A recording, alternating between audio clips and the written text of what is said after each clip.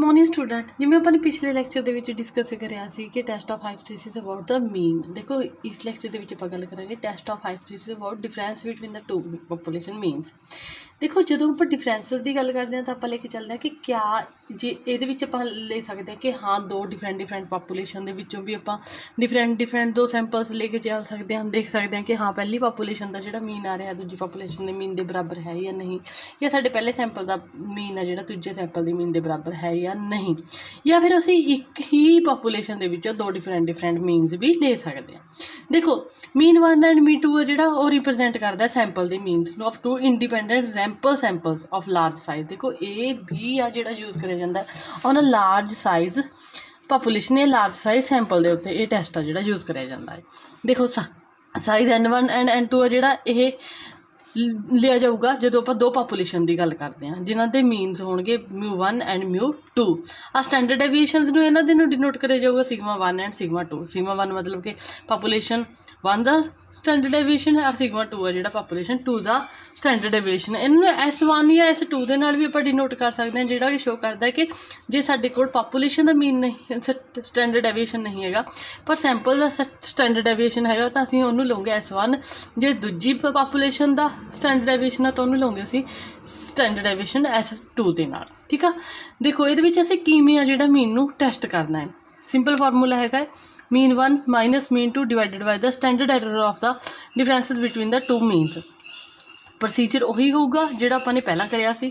सब तो पहला आपको हाइपोथेसिस सैट करना होगा नल हाइपोथेसिस जिहदे असीं क्या जंप्शन लेके चलूँगे कि μ1 = μ2 = 0, मतलब कि दोनों के मीनस दे विच कोई भी डिफरेंस नहीं है और नाल दी नाल μ1 किहदे इक्वल है μ2 दे। दूजा अल्टरनेटिव हाइपोथेसिस जिहदे विच असीं गल करूँगे कि μ1 μ2 के बराबर नहीं है। ये टू टेल्ड हो जाऊगा, मतलब कि वध भी हो सकता है या घट भी हो सकता है। पर जो सिर्फ असीं गल करते हैं कि μ1 इज़ मोर दैन μ2 तो वन टेल्ड आ जाऊगा, या फिर μ1 इज़ लैस दैन μ2 ये भी one tailed they which show होगा।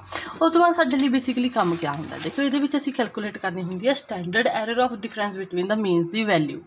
ਇਹਦਾ सिंपल फार्मूला क्या है standard error mean 1 minus mean 2 difference between the mean किमें कैलकुलेट करूँगे असी standard deviation of 1 square divided by n1 plus standard deviation of 2 square divided by n2 whole the under root. ये उदों लिया जाऊगा जो सानू पॉपुलेशन का स्टैंडर्ड डेविएशन गिवन होवे। स्टैंडर्ड डेविएशन मैं तुहानू पहला भी दस्सिया सी सिग्मा दे नाल उदों शो करूँगे जो सानू पॉपुलेशन का स्टैंडर्ड डेविएशन दिता होगा।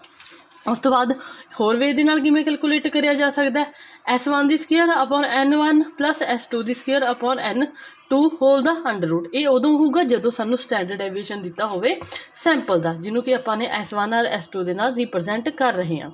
अगे आ जाता थर्ड वे आ जाता है कि असीं ले सकते हैं σ2 ब्रैकेट दे विच लओगे 1 upon N1 plus 1 upon N2 whole the under root. ये उदों लिया जाऊगा जदों असीं सैंपल है जिहड़ा सेम पॉपुलेशन दे विच दो डिफरेंट सैंपल्स हैं जिहड़े रैंडमली सिलैक्ट कर रहे हैं उन्होंने डिनोट कराया जाऊगा स्टैंडर्ड डेविएशन ऑफ एक पॉपुलेशन सिग्मा लेके चल रहे हैं नाल आपां इहदा मतलब है कि सानू एक ही पॉपुलेशन दे विचों असीं दो डिफरेंट सैंपल्स आ जिहड़े वो लए आ।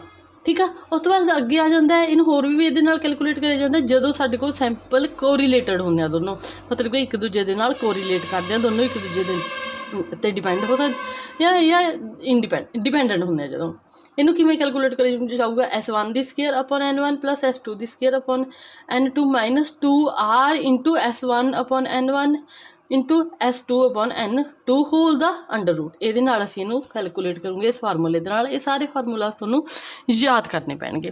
उस तो बाद अगे सेम प्रोसीजर आ जाता put the value in the फार्मूले दे विच वैल्यूज़ अब असीं पुट कर दूँगे स्टैंडर्ड एरर दी वैल्यूज़ नूं कैलकुलेट करन तो बाद उस तो बाद फिर डिज़ायर लैवल ऑफ सिग्नीफिकेंस लिया जाऊ, चाहे असी 10% ले लीए चाहे 5% या असी 1% ते। उस तो बाद असी क्रिटिकल वैल्यूज़ जिवें मैं तुहानूं दस्सिया सी पिछले लैक्चर दे विच कि किवें फाइंड आउट करनियां ने डिफरेंट लैवल ऑफ सिग्नीफिकेंस ते उन्हां नूं देखोगे तो लास्ट दे विच असी कंपेयर करूँगे कि किन्नियां आ रही है साडी वैल्यूज़ फार्मूला दे विच पुट करके। जे साडी ओह क्रिटिकल वैल्यूज़ आ उहदे नालों घट आ रही है तो असी हाइपोथेसिस नूं एक्सैप्ट कर लूँगे, अदरवाइज असी हाइपोथेसिस नूं क्या कर दूँगे रिजैक्ट। देखो आपां एक सिंपल एग्जाम्पल दे नाल इहनूं सॉल्व आउट करके देख लैंदे आं। देखो एग्जाम्पल दे विच क्या लेके जा रहे हैं आप कहंदे हैं random sample of 1000 workers from south India show that their mean wages are ₹47। per week with the standard deviation of rupees 428. A random sample of 1,500 workers from North India gives a mean wages of rupees 49 per week with the standard deviation of rupees 40.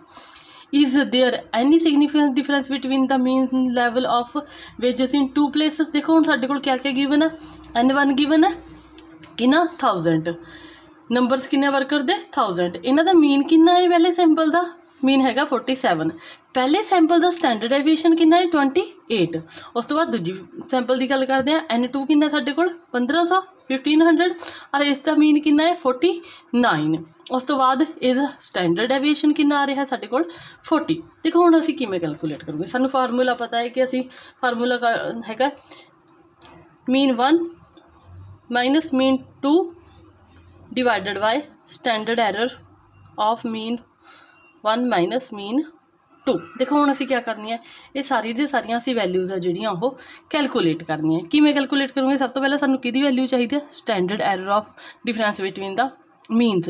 देखो जो असीं procedure दे वे दे नाल चलीए, सब तो पहला असीं इहदे विच क्या गल करूँगे, सब तो पहला असीं देखूँगे अपना एक सिलेक्ट करूँगे अपना सैंपल। सब तो पहला असीं हाइपोथेसिस नूं लेके चलूँगे, नाल हाइपोथेसिस ले लो, नाल हाइपोथेसिस जिहड़ा कि असीं क्या लेके चलना है कि हाँ μ1 इज इक्वल टू μ2, इन्हां दे विच कोई डिफरेंसिस नहीं हैगा या इन्हां दा डिफरेंस कितना है 0। उस तो बाद अल्टरनेटिव हाइपोथेसिस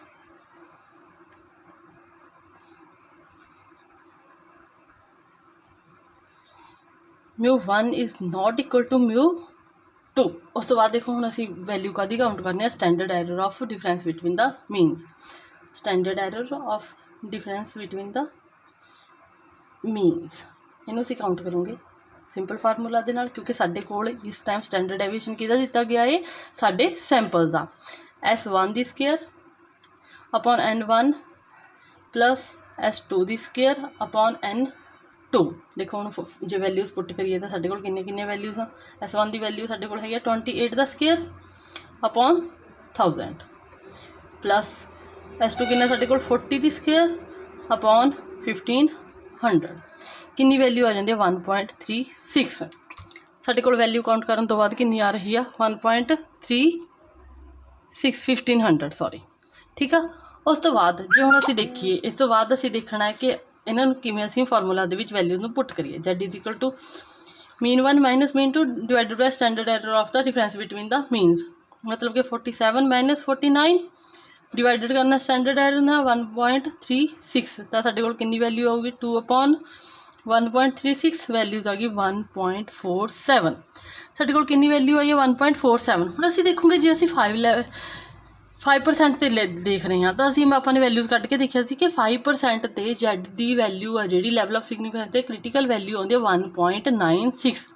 ਇਹਦਾ मतलब आ 1.47 आ जिहड़ा 1.96 तो क्या है घट, ਇਹਦਾ मतलब ये क्या कर रहा है क्रिटिकल या साडे रिजैक्शन रीजन के विच ही लाई कर रहा है। ਇਹਦਾ मतलब असीं नाल हाइपोथेसिस नूं क्या करोगे एक्सैप्ट, सेम आ सिंपल इसी वे दे नाल असीं डिफरेंस बिटवीन द मीनस आ जिहड़ा देखोगे। सानूं सिर्फ याद करने की जरूरत आ, जिहड़े असीं याद करने आ formulas for the calculation of the standard error of difference between the means. जे फिर भी कोई थोनों डाउट होया तो मैनूं प्लीज़ पूछ लियो।